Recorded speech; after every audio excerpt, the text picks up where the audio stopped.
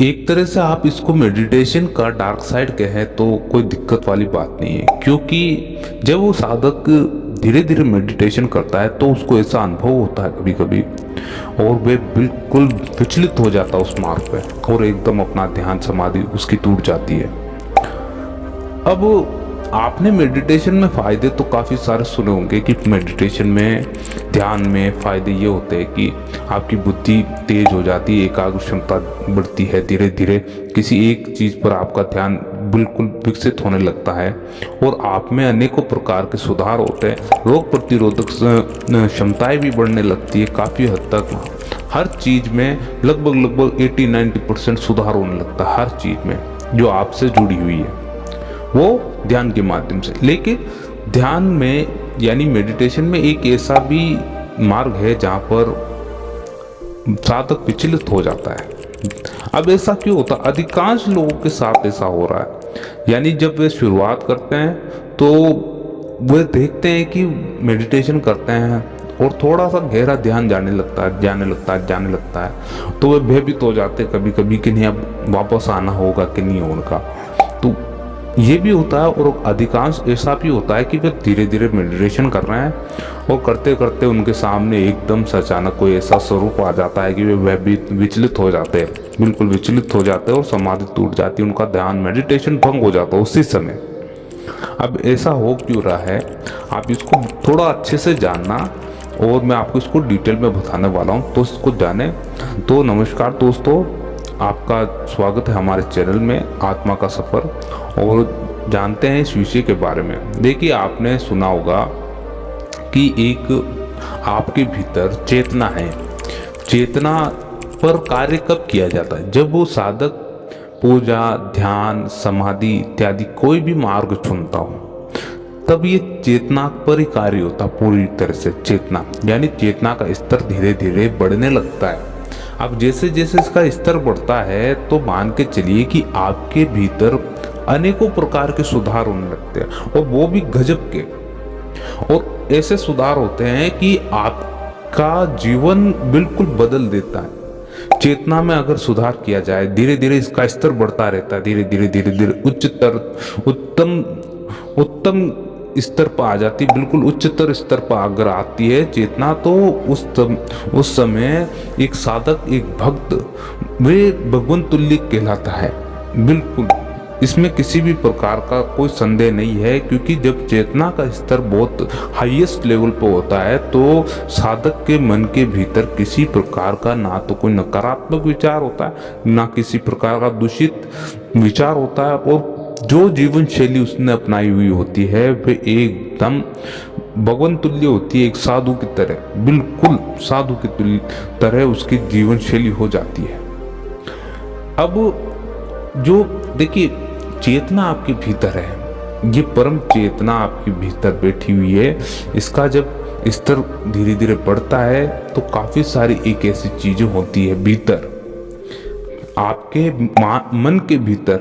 जैसे कि एक साधक है, इसको उदाहरण से समझाते हैं ताकि आपको बिल्कुल इस सरल रूप से समझ में आएगा। बच्चे, बड़े आदमी, बूढ़े, कोई भी हो, ध्यान से सुने इस चीज़ को, आपको बहुत ही अच्छे से समझ में आने वाला है। ऐसा होता क्यों है? ये अगर समस्या आपके साथ हो रही है मेडिटेशन में, तो इसको बिल्कुल सरल से जान ले, इसमें भयभीत होने की बिल्कुल भी जरूरत नहीं है। देखिए, जब एक साधक साधना करता है, ध्यान में बैठ जाता है, और धीरे धीरे शून्य में जाने लगता है, यानी एकांत आने लगता है। सर्वप्रथम एकांत आता है भीतरी। पहले भौतिक आवाजें बंद होती है बाहरी स्वरूप की, फिर भीतरी आवाजें बंद होती है, फिर धीरे धीरे साधक बिल्कुल शून्य में जाने लगता है धीरे धीरे। तो ऐसे में क्या होता है कि जब परम चेतना का उदय होता है, उसके उदय होने से पूर्व क्या होता है कि मन के भीतर ऐसे कई सारे दूषित विचार भरे हुए हैं, ऐसी कई सारी भावनाएं हैं, ईर्ष्या की भावनाएं, अहम का भाव है। तो क्या होता है कि वे उभर के बाहर आते हैं। जब चेतना का विकास होता है भीतर, धीरे धीरे उभर के बाहर फेंकते ही, जैसे कि अंदर कोई सिपाही भेजा आपने कार्य करने के लिए, भीतरी शुद्धि के लिए, वे क्या करता, अपने दुश्मनों को निकाल के बाहर फेंकता रहता।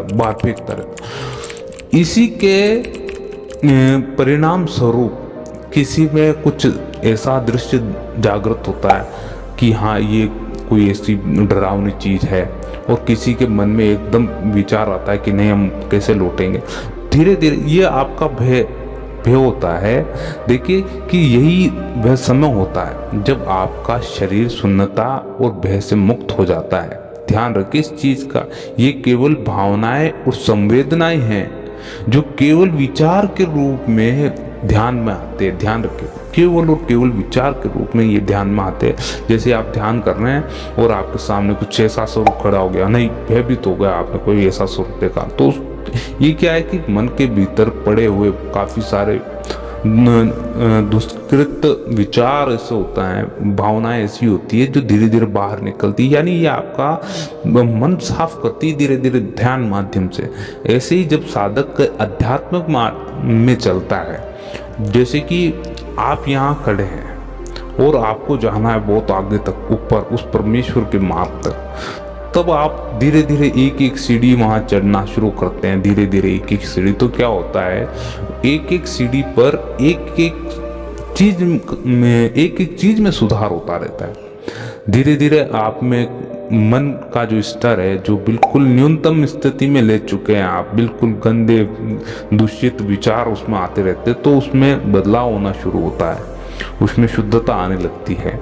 अहम विचार पड़े हैं तो वह निकलता है, ईर्ष्या की भावना है और काफ़ी तरह के ऐसे दुष्परिणाम वाली भावनाएं उत्पन्न होती रहती हैं, जिसके कारण से साधक का स्तर काफ़ी निम्न हो जाता है। उस समय वे और कोई चीज़ें ही सोच नहीं पाता है मन के सामने।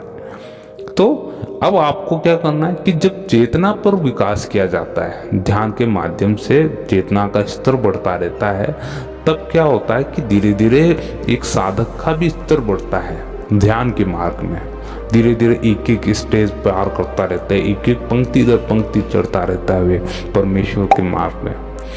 महात्मा बुद्ध ने भी लगभग 11 वर्ष तक एक बोधि वृक्ष पर, बोधि वृक्ष यानी एक पीपल का वृक्ष था, उस वृक्ष के नीचे उन्होंने तपस्या की थी 11 वर्षों तक।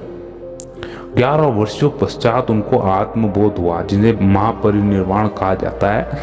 तो एक तरह से उनको आत्मबोध हो गया।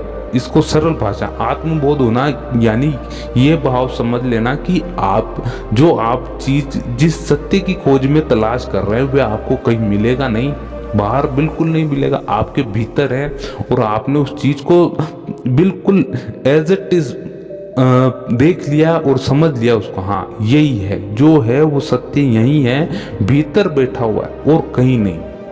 इस चीज को उन्होंने बिल्कुल सरल रूप में जाना था केवल ध्यान के माध्यम से, और केवल उन्होंने आधार रखा था अपनी श्वासों को माध्यम रखा था शुरुआत में, और धीरे धीरे करते हुए उन स्टेज को पार करते गए और उन्होंने फलस्वरूप हर चीज़ को पहचान लिया था। कोई भी उन्होंने इतना सही सरल रूप में बताया जाए कि महात्मा बुद्ध ने भी इसने एक तरह से किसी प्रकार का कोई बाहरी आडंबर नहीं अपनाया था कि आपको इस जगह जाना पड़ेगा, इस जगह तपस्या करनी पड़ेगी, ये करना पड़ेगा, वो करना। केवल उन्होंने केवल हाँ एक स्थान चुना था कि ये साधना के लिए समाधि लगाने के लिए उत्तम स्थान है, इस जगह आप बैठेंगे तो यहाँ पर ना तो कोई डिस्टर्ब करना है ना कोई, उस जहाँ पर एक नदी थी, नदी किनारे या पीपल वृक्ष था, वहाँ बैठे और साधना में लीन हो गए। धीरे धीरे काफ़ी लंबा समय लगा था,